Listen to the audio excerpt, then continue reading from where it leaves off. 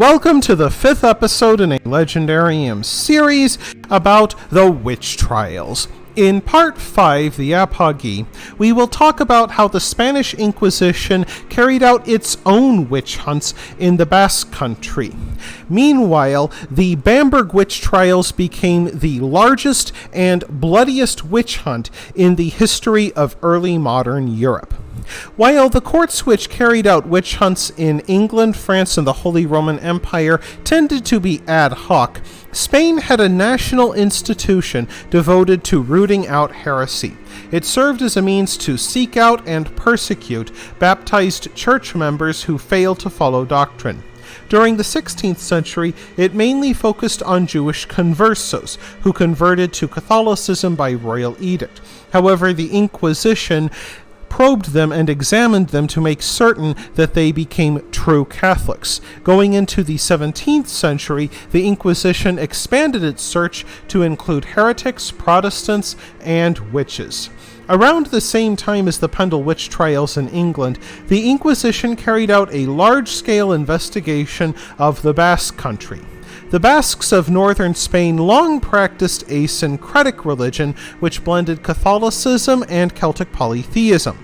Blessings of local rivers and ponds with herbs might be harmless in the eyes of the church, but around 1609, the Inquisition received disturbing reports of large-scale gatherings which climaxed in human sacrifice.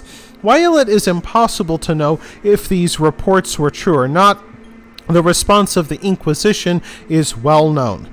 In 4 years, the Inquisition accused 7,000 people, mostly Basques, of witchcraft. It tried several thousand of that number and convicted several hundred. Men, women, and children found themselves in Inquisition dungeons. At least a dozen died while in jail, likely from injuries suffered during torture.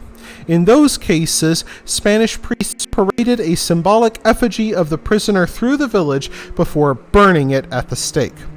However, the campaign in the Basque Country would be overshadowed by the nightmare in Franconia.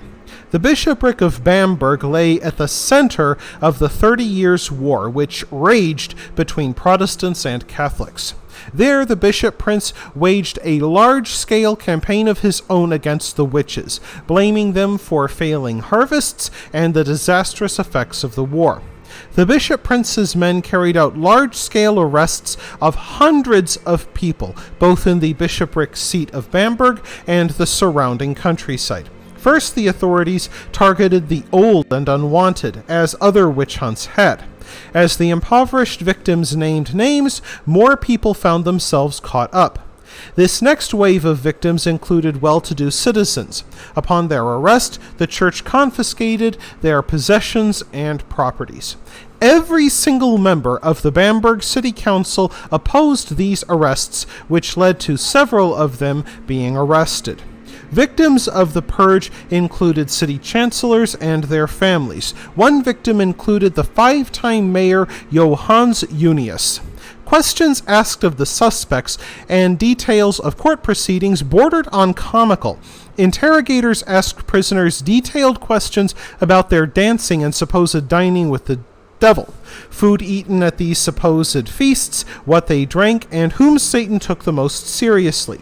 Courts developed procedures and policies governing when and where officials could torture prisoners. While the inmates remained in prison, their families received bills for their time in custody, and if found guilty, the victim's family would be billed for the wood used in burning their own relations. Men, women, and even children endured the horrific death of burning alive. The persecutions all but ended in 1632, when Swedish troops invaded and occupied Bamberg. Lutheran Swedes broke open the jails, freed the prisoners, and stopped the executions. But by then, 900 people had died in Bamberg. I hope you found the episode informative. If you did, press like. If you want to see more, press subscribe. And if you've got anything to say, let me know in the comments section. Thanks again for joining me, and I hope that you have a great rest of the day.